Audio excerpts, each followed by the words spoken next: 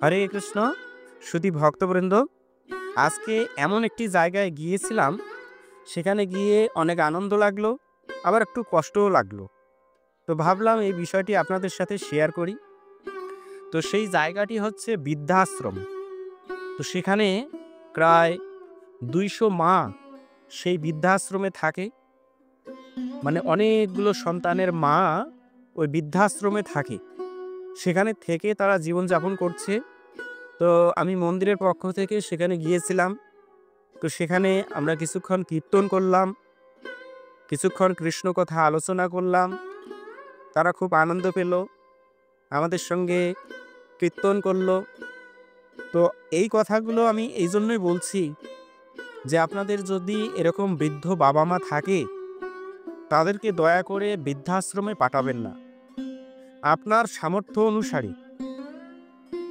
সামর্থ্য অনুসারে সেই বাবা মাকে অবশ্যই আপনারা লালন পালন করবেন। কারণ দেখুন, যাদের জন্য আমরা এই পৃথিবীতে এসেছি, তাদের জন্য আমরা জন্মগ্রহণ করেছি, তাদেরকে যদি আমরা না দেখি, এই কর্তব্য যদি আমরা সম্পাদন না করি, তাহলে ভগবানের কাছে আমরা কি জবাব দিব? তো সেখানে গিয়ে আনন্দ লাগলো, কিন্তু কষ্ট লাগলো এটাই যে সেখানে এই যে বাবা মাগুলো আছে, বিশেষ করে মায়েরা আছে সেখানে, তো তাদের নিশ্চয়ই সন্তান আছে। তো তারা কি জন্য তাদেরকে বৃদ্ধাশ্রমে পাঠালো? এরকম যেন অন্য কোনো বাবা মার এরকম দশা না হয়, মানে বৃদ্ধাশ্রমে না পাঠায়। তো আমি ধন্যবাদ জানাই যিনি এই আশ্রমটিকে পরিচালনা করছে। প্রায় 200 জন বৃদ্ধ মাকে সে খাওয়া, থাকার ব্যবস্থা করেছে। তাদেরকে আমি অনেক ধন্যবাদ জানাই।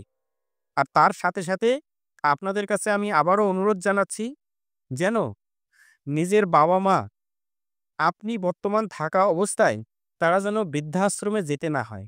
তো আপনারা এই কথাটি অবশ্যই মনে রাখবেন এবং অন্যকে জানার সুযোগ করে দিবেন, যেন তারাও এই বিষয়টি জানতে পারে।